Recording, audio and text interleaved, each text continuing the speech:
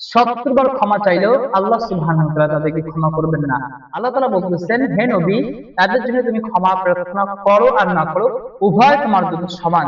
তুমি তাদের জন্য যদি 70 বার ক্ষমা চাও আল্লাহর নিকট, আল্লাহ তাদেরকে ক্ষমা করবেন না, যেহেতু তারা কি করেছে, কুফরি করেছে।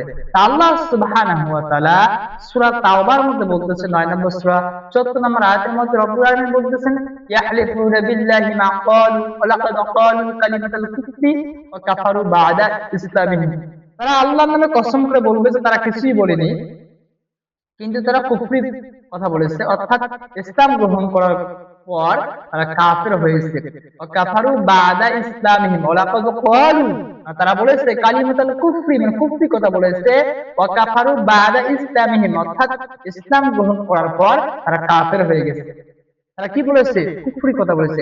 আল্লাহ সুবহানাহু ওয়া তাআলা 9 নম্বর সূরা 80 নম্বর আয়াতের মধ্যে এরপর আল্লাহ সুবহানাহু ওয়া তাআলা বলতেছেন যে তুমি তাদের জন্য ক্ষমা করো আর না করো, উভয় তাদের জন্য সমান।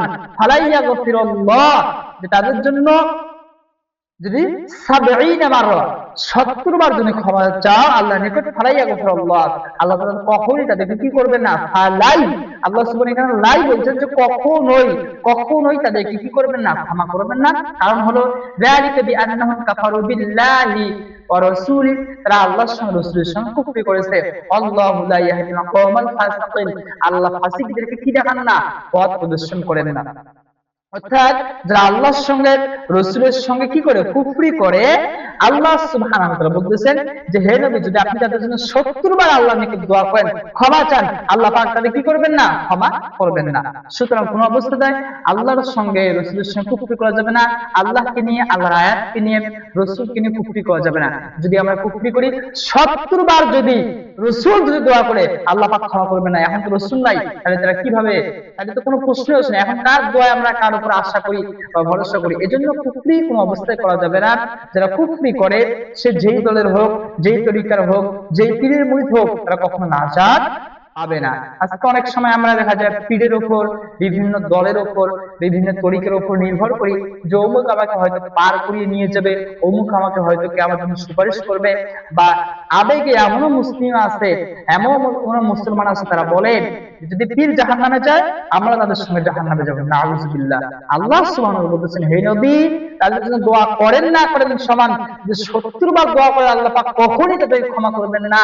আর আজকে যারা কুফরি করে, শিরিক করে, তারা কিভাবে তাদের পীরদের উপর আশা করে, তারা আশা করে, ভরসা করে যে কিয়ামতের দিন হয়তো পীর তাদেরকে সুপারিশ করে জান্নাতে নিয়ে যাবেন। আর পীর জান্নাত যাবে, এই রেফারেন্স, এই দলিল আপনি কোথায় পাইলেন?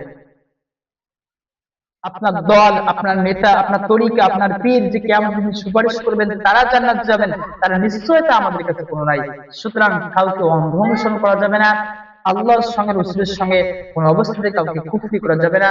আল্লাহ সুবহানাহু ওয়া তাআলা আমাদেরকে কুফর মুক্ত, শিরিক মুক্ত আমল, ঈমান নিয়ে চলার তৌফিক দান করেন। আল্লাহুম্মা আমিন।